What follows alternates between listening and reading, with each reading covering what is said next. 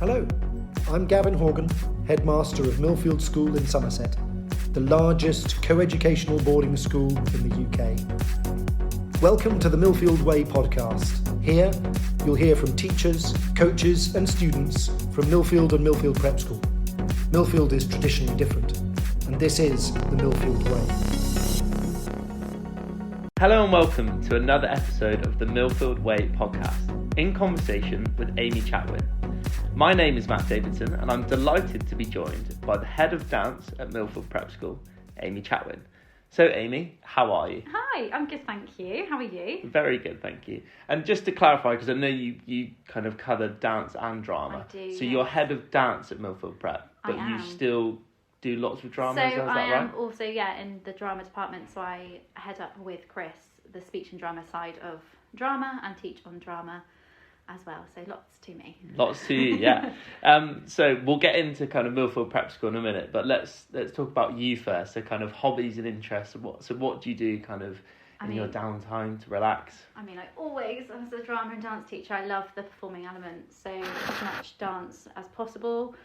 But with having my little one recently, who's now 1.5, Elias, he's keeping me busier than I would have thought. So it's more dog walks now and spending time at home with the family than getting to be a part of a show. So that's why I love what I do, really, because I get to do it at work. Yeah. So 1.5 years old. So is he kind of into dancing as well? He actually is. He is?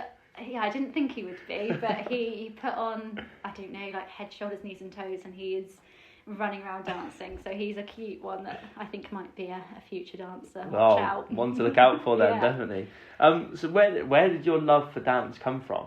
I've always loved dancing. I think my auntie, she had a kind of dance for fun dance school when I was growing up, and me and my sister, she's older than me, we were both kind of were thrown into taking part in her dance classes and going to her shows, and I've always known growing up dancing. So from that moment on, then I went to ballet lessons, tap lessons, modern, and then it just grew and grew, and I never stopped.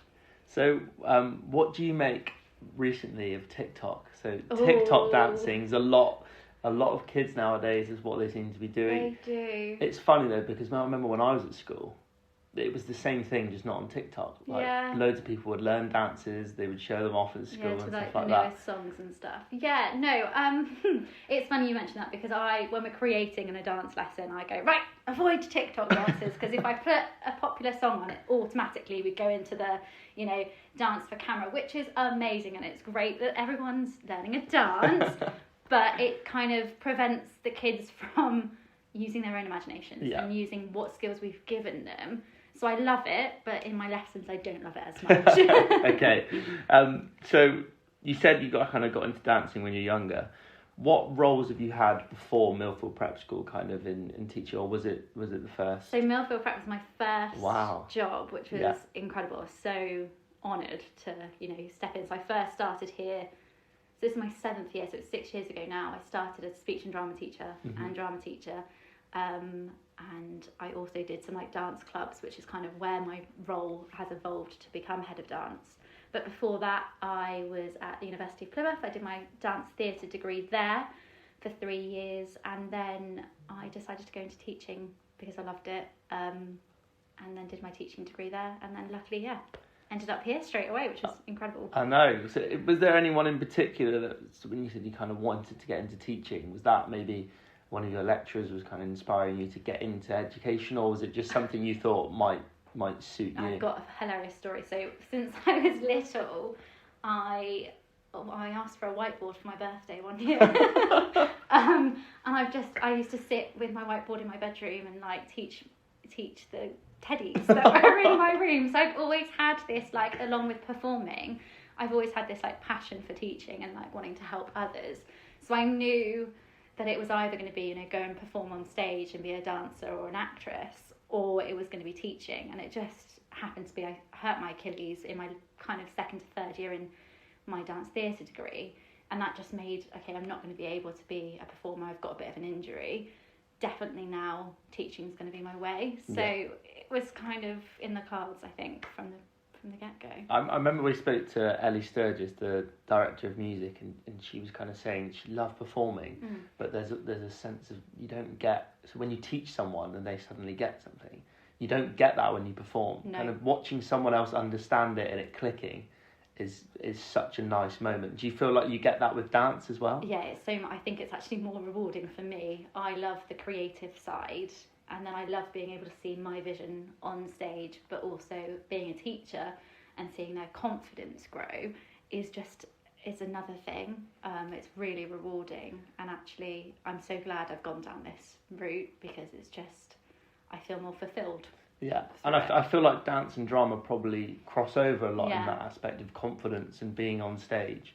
Do you notice the similarities there because you teach the same kind of pupils that will do dance and drama? Yeah, definitely, and it's quite nice actually because we tend to have the same sort of pupils. So when we're looking at production, we're looking at them as a whole, and then we link in with music quite nicely to how we build their confidence. Or we know that they're stronger at dancing, so how can we help them in the other elements, which is really nice. So you mentioned you started teaching speech and drama. Yeah. And then kind of you were doing a dance club on the side. Did you ever envisage kind of where you'd be now, kind of being a head of dance and having their own dance company? Yeah, no, I always dreamed big and loved the thought of it. And it's made its way here now, which is really good. It took some time, it took some experience because obviously I just started teaching when I first got here, so it's kind of finding my way and also meeting the right people. So we've got a really nice link with the senior school now. So Rianne Fox and I, who's the director of dance and drama, I'm using the right term there. So Rianne Fox, we work really well together, and we've looked at how we make more of a link between the two schools because we've got, the dance scholarship that you can apply for when you go into year 9 and the drama scholarship. So it's really nice that we're looking at the whole school, definitely. Of how a year 6 pupil can then look up to, okay, where am I going to go with it? Yeah, and it's always nice to kind of have that link between the prep school and the senior school because parents listening, for example, might not think that they do dance at prep, and then it might completely change at senior school, but they do overlap in kind of what they teach. And what's really nice as well is the teachers overlap. So we've got one of our main teachers is Rob Guy, and he teaches both at the prep school and the senior school, so the kids know him really well down here. So when they go up there, it's someone else that they know, they're comfortable with, and that they've danced with before. So it's that really nice link between schools. And I've seen Rob in action, and he's very enthusiastic. He's brilliant. We're very lucky to have him. Yeah, definitely. He is good. So is there any kind of particular philosophy you have in terms of how you or maybe prep and senior, is there any kind of values you look to instill in people? And it kind of links nicely into, so dance and drama, we both kind of look at it. So it's looking at the creative element and then also looking at the performing element, but then also understanding as well. So understanding what they've performed and how they're going to then use those skills elsewhere. And Chris Carruthers and I speak a lot about this in drama, about, okay, you might not be an actor and that's fine, but we're giving you skills here that you can use in everyday life, that you're going to use in the future of speaking in front of an audience. And that links in nicely as well with dance, that they might not use these movement skills, but they're learning how to move their body in a space, they're learning how to work with other people, which is really, really important. So that whole having that chance to be free and thinking about movement or drama, and then understanding what they've created, or what we might have given them a repertoire, they might have looked at something, understanding what does that mean, what's the context behind that, what story is it telling, is there a historical element or something that's happened there, and then performing. And I think that's our favourite thing is getting to a performance stage, but there's a lot of work that comes before then. Yeah, the whole process, isn't it? So is it kind of accessible for everyone? So I know some people might look at dance and think, maybe if I'm male I can't get into dance, but is it? No, it is everyone. And what's really good about dance, our programme has developed over the years, and we're now in PE as well, and we're also in wellbeing, which is really exciting. So we have our dance companies, and we have our private tuition dances, which is ballet, and rumba, which is contemporary. But within curriculum lessons, we've got everyone dancing, and I'm hoping, because we started to have a few more boys sign up to a few things, that that's going to grow, and hopefully that it is noted that it is inclusive. Anyone can dance. It's not just girls have to dance. No, everyone can. And there was a nice story about a rugby player at the senior school. Noah, I was just about to mention him. I just thought a great kind of, though he's just left the school, like a really good role model to be like, look, I do rugby and I love my rugby, but I'm really into kind of performing my dance and drama. Yeah, exactly. And he's there doing it all, which is kind of showing people of all ages. It's showing what Millfield is as well, though, isn't it? That you can do all of these things and excel at them. Yeah. And it's actually nice, we've got lots of boys involved in the production, so I'm hoping that I can slowly get them involved in a bit more dance, because they can dance. This is the thing, they just get a bit shy about it, but hopefully with building it up a bit more, we'll have a few more dances. And I think they enjoy it as well. Oh, they do, yeah. In their wellbeing lessons, we were doing tap the other day, so I was just teaching them some basic movements, and then we did a tap battle. And the boys, oh my goodness, they loved, and the girls as well. We did girls versus boys, and honestly, the noise that was coming out of the junior hall was incredible. And there was a bit of silliness, but the fact that they were enjoying it and they were getting, it was ticking that box for well-being, that they were really just learning how to move, but also be happy, and I loved it. It was brilliant. Well, so we've got the production this year, which is really exciting. It's Lion King. Yeah. And kind of the early stages of rehearsals, I saw kind of the group dancing. Yeah. And they all look like they're having great fun. I mean, so are we. Yeah. Was... Enjoying it as well. But talking about Lion King, kind of your role in that and how are you looking forward to it? I'm so excited. There's so much to the Lion King that we can do. And so we've got Performing Arts Day coming up that's going to link into the whole school, learning about the Lion King, learning about all of the performing arts elements to it. But my role in the Lion King is going to be choreographing, and I'll be working alongside Rob as well. So he's going to help out on one of the rehearsals, and then I do the other. So we've kind of split it in half of what we're doing, and then coming together at the end. Because there's a lot to it. I know. There's a lot to fit in. So we have our main cast, which is made up of year 7 and 8, and then we've got our ensemble, and we've got like the Lionesses, and then on top of that as well, so we've got the whole year 7 and 8 cast, and then we've got dance companies as well involved, which is a lot of work, but it's going to look amazing. And I've already seen we've got the Pride Rock already there. Wow, nice. It's called Pride Rock, isn't I it? think so, Just had one of those moments, like, is it? I think we've so. got Pride Rock there, Yeah. and they're standing up on it, and it's already starting to become a performance. Piece together, yeah. And their focus is amazing. They've really hit the ground running with it. And I think visually as well, Lion King lends itself to kind of in the Mayor Theatre. I think that will look under the lights. I think that will look amazing, won't it? I mean, I hope so. We'll see in February. No pressure, yeah. So for people that might not understand, so the dance company, could you kind of talk about what that is if people from Milford aren't aware of? Yeah, so actually it's evolving as we go. It started off as, the kids that we knew liked to dance. That's how it kind of started off, and we wanted to give them a platform where they could come to a session where they got to learn a bit of technique, learn the dance, get to then go and show something somewhere. And it ended up being, I think it was Moana the first year, and then I think they did a Yeovil dance. Yeah, there was... I think it was like Traverse something, I can't really remember the name of it. So they went to a dance platform, and they had the chance to perform in front of a different audience, which was really lovely. They created a piece of work and they went and did that. I was on maternity at the time, so that's why my brain's not remembering exactly what it was. So that's what it started off as, and then we've got bigger and bigger. So this year we've looked at it and we've now split it into 3. So we've got on a Tuesday with me is Dance for All. So it's kind of your pathway in. Yeah. You don't have to be super duper, I've got ballet, jazz, tap, everything. I just want to have a go dancing and just have see fun. what it's like. And maybe have some performance opportunities, but it's not a must. They can still come to the class, learn the dance, get some technique, meet other people, but they don't always have to perform. But the aim will be that we've got the Wales Food Festival coming up at the weekend, and we've got Lion King and so on. And then, so that's a Tuesday after school, 4 to 5. And then Wednesday, we've got, at the same time, we've got 2 teachers running the session, but we've split it again, and we've split it between 3 to 6.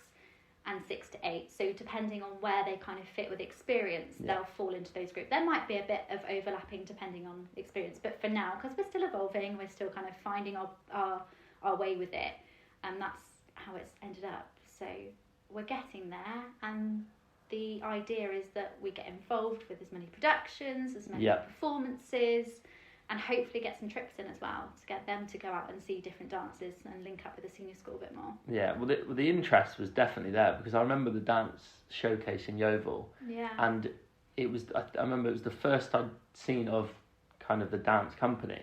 And the photo was, there was so many kids in it. And it kind of showed how many people were interested. Yeah, definitely. And that was the first event. Yeah, so then to kind of build on from that, and like you said, Matilda last year, Moana before that, there was, the dance company made up a massive part of those productions. They really do, it's amazing, and it's great that we can give them this place, that they don't necessarily have to be doing ballet or rumba, that they can just come and dance, but we do recommend that they take these extra private lessons to really build them as a dancer, so they get a bit more experience and build on that technique. So where do you see the dance company in a few years? What I want, it should be bigger, more dance companies. Even more dance companies. No, I think it's lovely. It's nice that we're evolving, and I think it will be nice that we can take part in more local dance competitions or performances, and just get out there in the community and kind of share what we're doing. There's lots of different platforms that we can come at. There's like a U Dance one coming that we're looking into. So things like that are going around in our, in the southwest, that we can look at taking part in. So the facilities on offer for dance at the prep school. So I know you've got the dance hut where you do a lot of the stuff. junior hall. Is there also other places where? So we've got the junior hall, which is where we've got our ballet. So that's usually where our ballet happens. We've got the ballet bar and the mirrors, and then we use the assembly hall as well, because that's a nice big space. Yeah. So we split the dance companies in between those two spaces in the morning, and then we also can go across to the senior school if we ever need to, so we can go and use the Mayor Theatre, or if we've got any ballet exams, we'll tend to go over to use their studio space over there. So exams, is that something that pupils can do as part of the kind of like the dance company, or is that something they do externally and then? That's separate. So we've also got our private ballet lessons and our private rumba, which is contemporary lessons, and they are taken, our ballet lessons are before school or at a lunchtime. Okay, yeah. So they will come to those, and then they'll, depending on where they are, they'll do the correct grade for that, and we do the Royal Academy of Dance, so RAD on those exams. And then we started last year doing rumba, so that's within their PE sessions. So they come out for a 40-minute slot, and they get to do a bit of contemporary. And we've had one group do an exam, and we hopefully got a couple of more coming up. Oh, nice. Exams soon, yeah. Well, the next question I was going to ask is the opportunities that people have kind of at dance at school, but I guess you've kind of summarised it then.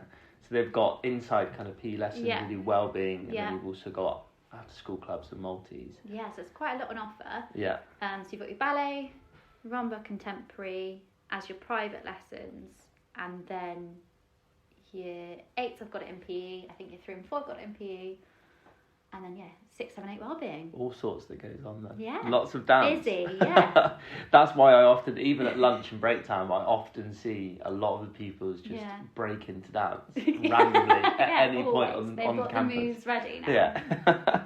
I don't think I've seen you dancing on campus yet, though. Not yet. Not yet, We'll but see. there's Maybe always Performing time. Arts Day, that might be a bit of dance going on. So when is the Performing Arts Day? So that's the 13th of November. The whole school are going to be off timetable. The whole school. So Yeah. what can they look forward to? It's so exciting. So it's all going to be based on The Lion King. Yeah.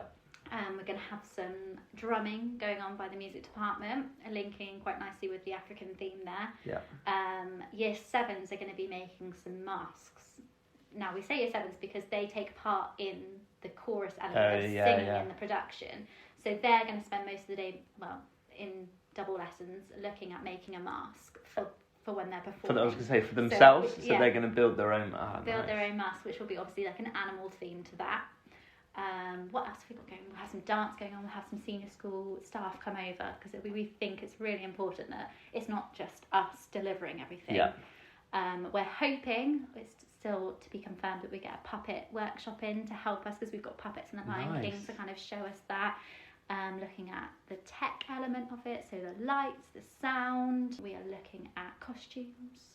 So there's something for every. So like you said, the whole school get involved, but that's because maybe if you're not into performing as such, but you quite like art, then you can look at costumes, or if you're into kind of tech, then you can do kind of like the lights and the script and stuff like that. Which is so important, because I don't want people to think that drama and dance is just those things. When we're creating a performance, there's so much to it. So I think a day like this is really important to also see the cross-curricular links. You know, there's the history side of things as well. There's so much more to it than just standing up on stage and performing. So hopefully our Performing Arts Day will show year 3 to 8 what we've got to offer. And it might inspire, get more people into drama and dance, which is important, because if it's something that, for example, they don't know they like yet, then it kind of shows them what they could have fun doing, for example, which is nice. And there is a new scholarship, so there's a new drama scholarship 2024. How kind of excited are you for that? Like that's come in. Yeah, really excited. It's a great opportunity.